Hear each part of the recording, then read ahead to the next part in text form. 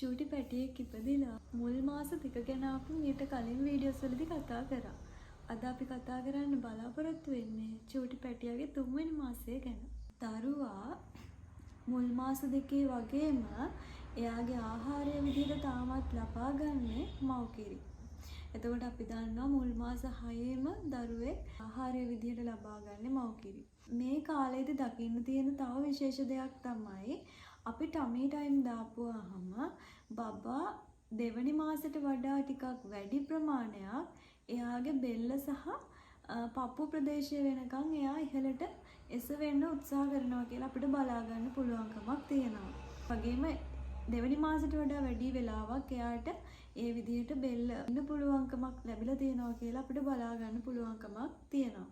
ඒ වගේම තමයි බබාගේ උරා බීම කියන ප්‍රතීකය දෙවනි මාසෙට වඩා වර්ධනය වෙලා තියෙනවා කියලා අපිට තුන්වෙනි මාසෙදි බලා ගන්න පුළුවන්. මගෙන් කිරිබොන වේගය එයාගේ වැඩි වෙලා තියෙනවා. බබාගේ තුන්වෙනි මාසය ආරම්භ වුණාට පස්සේ ටිකින් ටික එයා තනියම සෙල්ලම් කරන්න පටන් ගන්න තියෙනවා කියලා අම්මලාට බලා ගන්න පුළුවන්. ඉන්න තැන එයාගේ කොට් එකේ වෙන්න පුළුවන්. එහෙම නැත්නම් එයා දාලා තියෙන බෙඩ් එකේ වෙන්න පුළුවන්.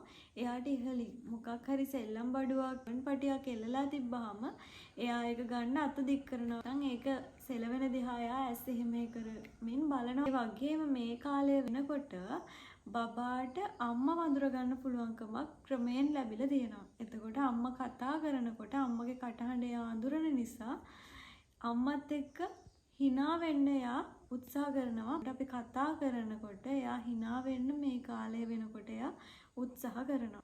බබාගේ 3 වෙනි මාසය ආරම්භ වුණාට පස්සේ අම්මලාට බලා ගන්න පුළුවන් දෙවනි මාසෙට වඩා වැඩි ක්‍රියාකාරකම් ප්‍රමාණයක් මේ වෙනකොට කරනවා. චලනය වෙන වස්තුවක් දිහා ඇස් එහෙම කරමින් දෙවනි මාසෙට වඩා හොඳින් බලනවා. වගේම තමයි යම්කිසි ශබ්දයක් ඇහුණ ගමන් එයා සෙල්ලම් කරමින් ඉන්නවා නම් ඒක නතර කරලා ඒකට අහුම්කම් දෙනවා බලා ගන්න පුළුවන්. ඒ වගේම බබා විවිධ ශබ්ද පිට කරනවා උත්සාහ කරනවා කියලා අම්මලාට බලා ගන්න පුළුවන්කම ලැබිලා ඇති.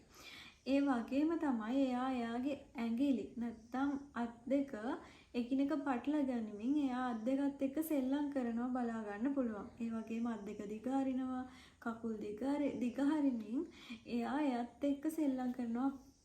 ඒ වගේම මේ බබාට මාස 3ක් වෙනකොට එයා ටමි ටයිම් දාපු වෙලාවට එයාගේ පපුව දක්වා එයා ඉහළට එසවෙන්න උත්සාහ කරනවා. ඊළඟට දරුවගේ සංවර්ධන අවස්ථාවන් වලට අපිට කොහොමද උපකාර කරන්න පුළුවන් කියලා කතා කරා. අපිට පුළුවන් නිතරම දරුවත් එක්ක හයියෙන් කතා කරන්න, hina වෙන්න. එතකොට ඉක්මනින් එයා අම්මත් එක්ක hina වෙන්න, කතා කරන්න ඒක උදව්වක් වෙන්න පුළුවන්. එතකොට අම්මට පුළුවන් බබත් එක්ක හයියෙන් කතා කරන්න, බබත් එක්ක හයියෙන් hina වෙන්න, බබාට හයියෙන් කතන්දර ඇහෙන්න කියන්න, බබාට හයියෙන් සින්දු කියන්න පුළුවන්. ඊළඟට බබාව මේ කාලේ වෙනකොට අම්මට පුළුවන් ආදරෙන් තුරුළු කරගන්න.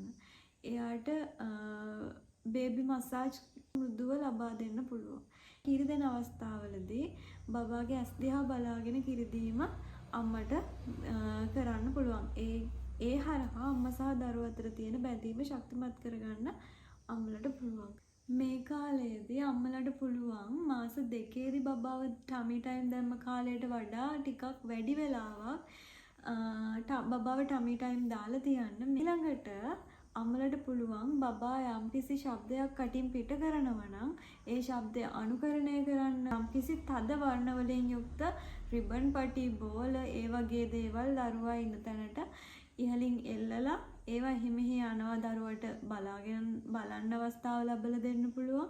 එතකොට එයා ඒව අතින් අල්ලන්න උත්සාහ කරනවා. ඒවත් එක්ක බබා සෙල්ලම් කරන්න උත්සාහ කරනවා. මේවා හරහා බබාට එයාගේ ක්‍රියාකාරකම් වල වර්ධනය වේගවත් කරගන්න උපකාරී කරගන්න පුළුවන්. අද අපි කතා කරේ බබාගේ 3 වෙනි මාසය ගැන. අපි 4 වෙනි මාසය ගැන කතා කරන අලුත් වීඩියෝ එකක් අරන් ඉක්මනට අපි එන්න. අපිව subscribe කරලා බෙල් බටන් එකත් ක්ලික් කරලා තියාගන්න. අලුතෙන්ම අපේ වීඩියෝ එකක් අප්ලෝඩ් කරපු ගමන් ඔයාලට notification එක ගෙන්න ගන්න. Thank you.